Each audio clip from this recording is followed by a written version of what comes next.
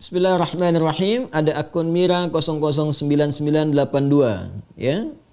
Dari ukhti kita di Australia, beliau bertanya, Assalamualaikum warahmatullahi wabarakatuh. Waalaikumsalam warahmatullahi wabarakatuh.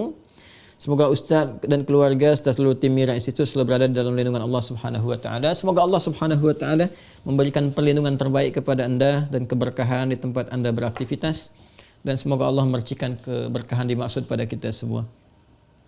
Baik, Ustaz izin bertanya, apabila di masa lalu pernah lalai dalam menjalankan solat, lupa ya beberapa kali, apakah wajib diganti ataukah cukup dengan bertaubat kepada Allah? Karena saya pernah mendengar tidak boleh melaksanakan solat sunnah sampai semua solat yang pernah ditinggalkan diganti. Tapi saya juga pernah mendengar cukup bertaubat kepada Allah dan berjanji tidak akan mengulangi lagi. Mohon bimbingannya Ustaz. Allah barik fi. Baik.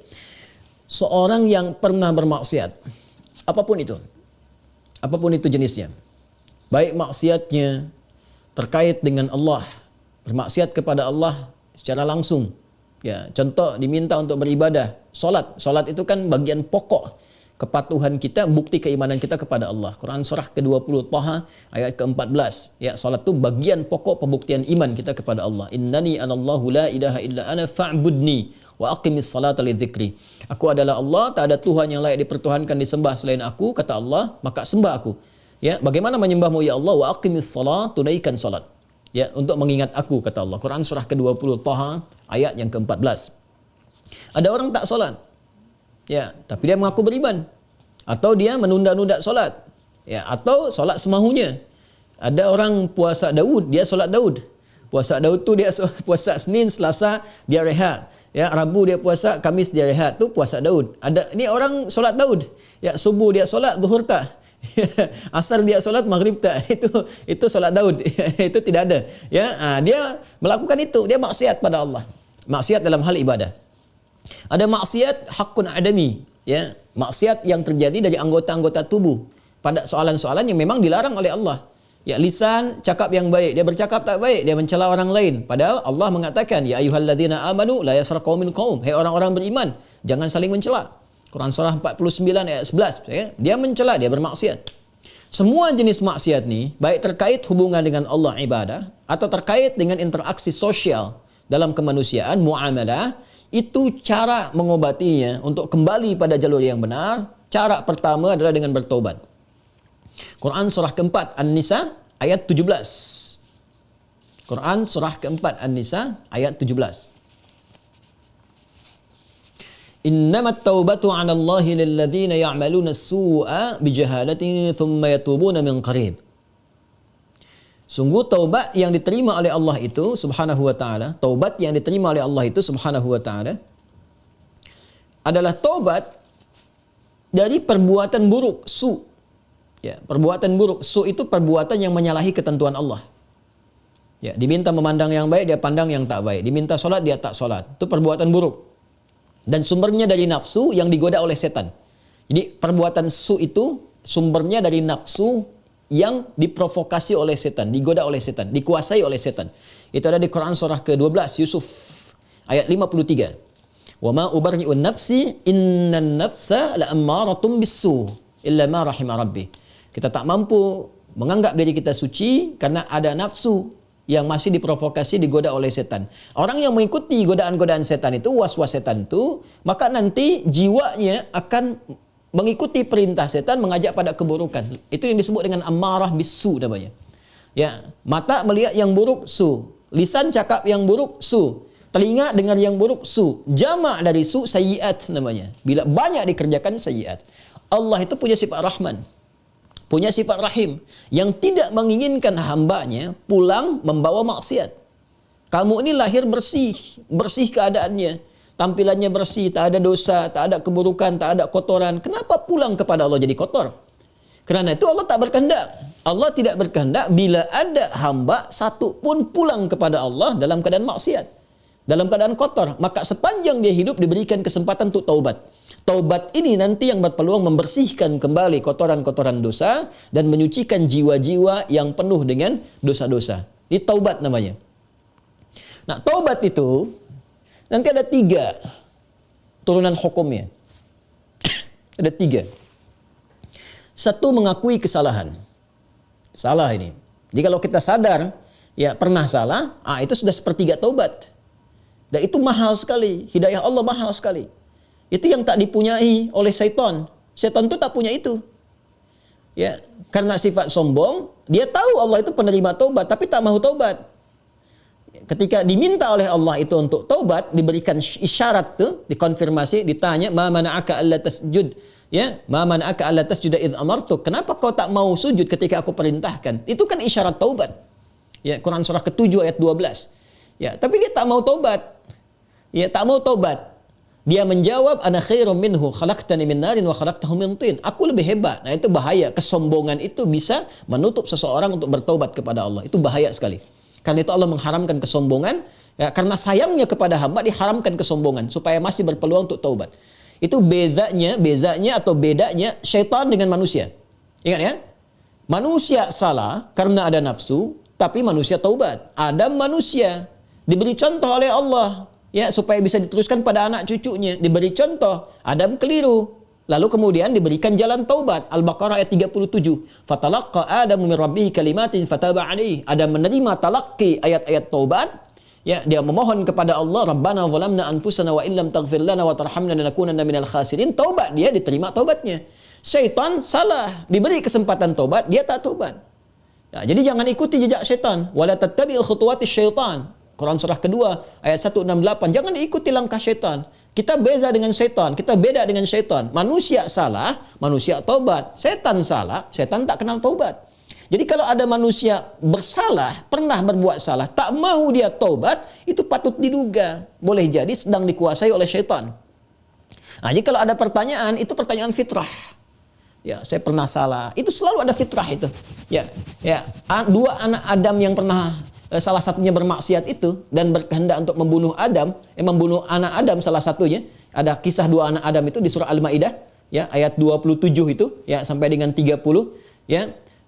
Watlu alaihim bil haqqi watlu alaihim naba ibna adam bil haqqi id qaraba qurbanan fataqabbala min ahadihima wa lam yutaqabbal min al-akhar. Muhammad SAW kisahkan, bacakan kepada umatmu, ya, tentang kisah dua anak Adam yang diperintahkan untuk berkorban. Yang satu berkorban baik, yang satu tidak. Ya, maka yang satu diterima, yang satu tidak. Maka yang kecewa ini dia merasa cemburu, ingin membunuh. Nah, ketika akan membunuh ini fatawat nafsu lahu nafsuhu, fatawat tawa itu artinya naik turun. Ya, jadi enggak ya, lakukan tidak ya. Nah, itu di fitrah kita itu selalu ada bagian fitrah yang mencegah berbuat maksiat. Ada yang sifatnya mencegah dari awal, ada yang sifatnya menyesali.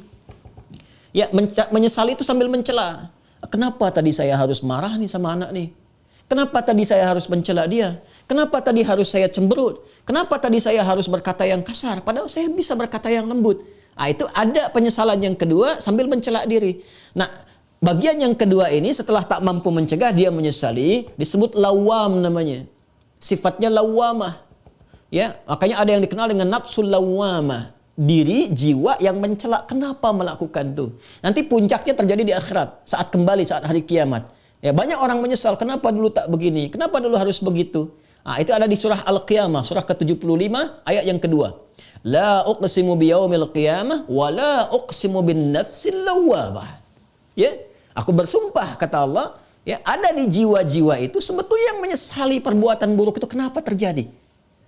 Nah, taubat itu karena harus membuktikan kesungguhan untuk berubah, itu harus menyentuh kepada jiwa yang terdalam tadi. Karena itu harus ada unsur pengakuan, yang kedua unsur penyesalan.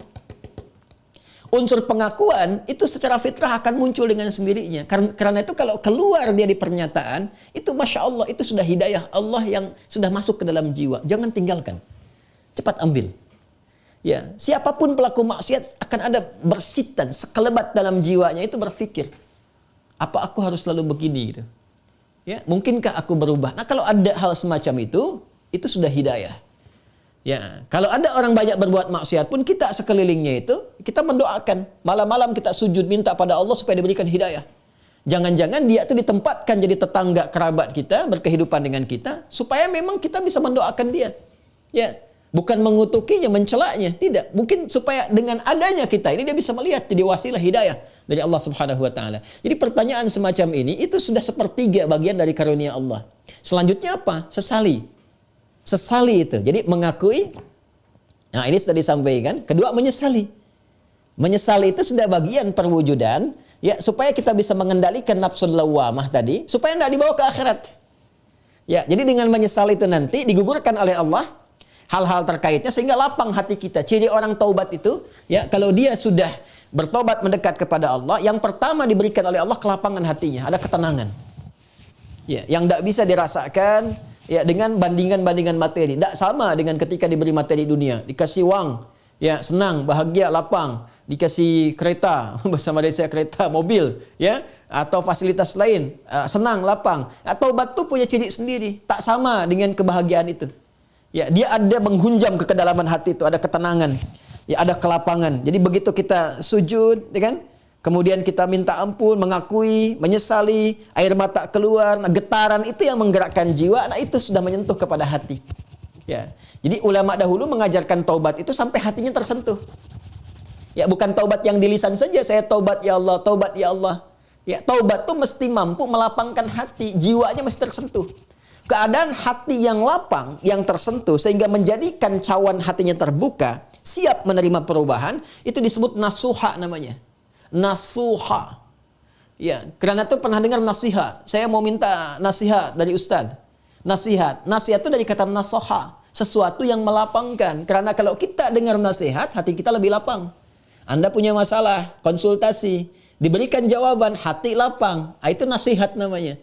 Ya, seakar dengan kata nasoha. Nasoha yansohu. Sifat keadaannya disebut nasuha.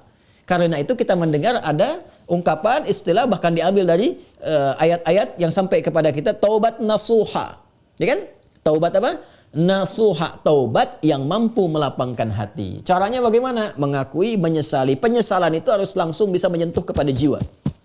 Ya, karena itu ada ulama mengajarkan istighfar sekian kali supaya jiwanya tersentuh, bangun di malam hari, ya kan? Yang ketiga, di bagian terakhir, membuktikan perubahan dari hasil taubat itu. Membuktikan perubahan dari hasil taubat itu dengan beramal soleh. Dengan beramal soleh. Jadi kalau saya bisa ilustrasikan seperti ini. Bismillah. Ini salah. Perbuatannya disebut dengan su. Ya, dengan segala turunannya. Mata salah, telinga salah, lisan salah sampai ke kaki, itu perbuatan su. Jamaknya sayyiat. Ya, tadi Quran surah ke-4 An-Nisa ayat 17 yang menggunakan su, 18-nya sayyiat. Ayat 17, innamat taubatu 'ala Allahi lil ladzina ya'maluna su'a bijahalatin. Ayat 18-nya, wa laysatit taubatu lil ladzina ya'maluna sayyiat. Ya, dan seterusnya ayat. Ini yang jelek, saya silang. Lawan dari ini namanya salih. Jamaknya salihat. Wal 'asr innal insana lafi khusr illa alladhina amanu wa 'amilus salihat. Ya, man amana wa 'amila amalan salihah. Ini tunggal, ini bentuk jamaknya. Taubat adalah jembatan yang mengalihkan perbuatan buruk ini kepada amal saleh ke sini. Tadi diawali dengan mengakui, ya Allah salah nih. Nah, biasanya Allah bantu dengan hidayah, ada pengakuan itu. Ya, ada pengakuan dalam diri kita, mengakui kita berdosa, mengakui kita keliru, kan? Diberi jalan oleh Allah, diberikan sentuhan. Nah, ini anugerah yang pertama nih. Karena itu kalau ada diberikan ini, tadi saya katakan itu sepertiga dari anugerah. Sambut dengan penyesalan, menyesali. Menyesal ini tak hanya mengatakan, kita katakan saya menyesal ya Allah, tak. Sampai merasakan di hati itu kelapangan. Itu disebut nasuha. Taubat nasuha, taubat yang melapangkan kepada jiwa, kepada hati. Ya, sampai merasa tenang, enak, kan? Mampu membezakan antara ini keliru, ini benar, kan? Kita menyesal, air mata keluar. Makanya Nabi pernah menyampaikan dalam kondisi seseorang itu, Masya Allah, kan? Dia dalam keadaan sunyi sendiri, lalu menetes air matanya karena merasa berdosa, ya. Menyesal dia, menetes air mata dalam kesendirian karena merasakan penyesalan dari dosa. Seketika Allah turunkan ampunan untuknya. Ya, itu banyak riwayat-riwayat yang sahih. Yang ketiga, membuktikan keberhasilan dari taubat ini dengan merubah ini yang yang sayyiat jadi saleh, salihat.